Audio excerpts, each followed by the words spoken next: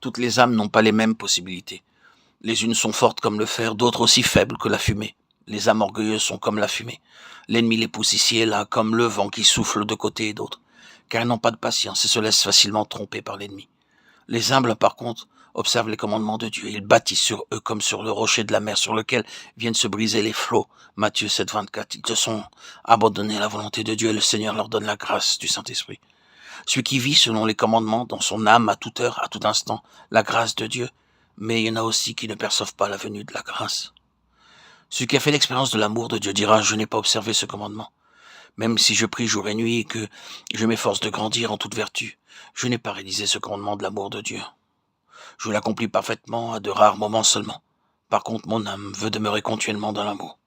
Si des pensées étrangères viennent l'assaillir, l'esprit pense à Dieu et aux choses terrestres. Et le commandement d'aimer Dieu de tout son cœur et de toute son âme n'est pas accompli.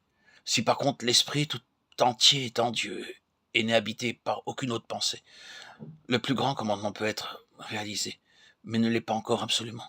Un nuage cache le soleil, voici que l'ombre couvre la terre. Ainsi, l'âme perd la grâce par une seule pensée d'orgueil, et la voici tout enveloppée de brouillard. La grâce revient par une pensée d'humilité. J'en ai fait moi-même l'expérience. Voici de même que l'homme qui est vivant sent tout naturellement s'il a froid ou chaud, ainsi l'homme qui a connu l'Esprit Saint par son expérience sait bien quand la grâce visite l'âme et quand l'esprit malin l'assaille. Dieu donne un sens à l'âme pour qu'elle puisse reconnaître sa venue, pour l'aimer et faire sa volonté. Et maintenant, attention, nous ne distinguons pas les pensées qui viennent du malin par leur forme, mais par leur effet dans l'âme. C'est seulement par l'expérience que nous apprenons cela, de sorte que celui qui n'a point fait cette expérience est facilement trompé par le malin.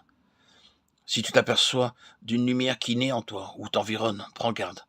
Si tu ne ressens pas en même temps une poussée vers Dieu et de l'amour pour le prochain, ne crains pas cependant, humilie-toi, et la lumière disparaîtra. Oh, mes frères, oublions la terre et tout ce qu'elle contient. La terre nous éloigne de la vision de la Trinité ineffable que les saints contemplent dans le Saint-Esprit. Restons fixés dans la prière pure de toute imagination et demandons au Seigneur l'esprit d'humilité. Le Seigneur est doux et humble de cœur. Matthieu 11, 29. Il aime ses créatures. Là où est Dieu, là se trouve l'amour universel, même à l'égard des ennemis. Qui ne possède pas un tel amour, qu'il le demande au Seigneur qui a dit « Demandez, vous recevrez. Cherchez, vous trouverez. » Et lui vous donnera un tel amour. Matthieu 7, 7. Si le Seigneur vient dans l'âme, elle ne peut pas ne pas reconnaître celui qui l'a créé et qui est son Dieu. Le Seigneur a compassion de tous.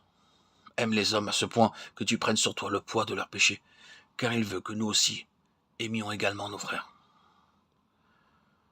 Bientôt je mourrai, mon âme perdue descendra en enfer où elle souffrira seule et pleurera amèrement. Mon âme désire le Seigneur et le cherche avec des larmes. Comment ne le chercherais-je pas? Lui-même m'a appelé le premier et s'est révélé à moi, pécheur.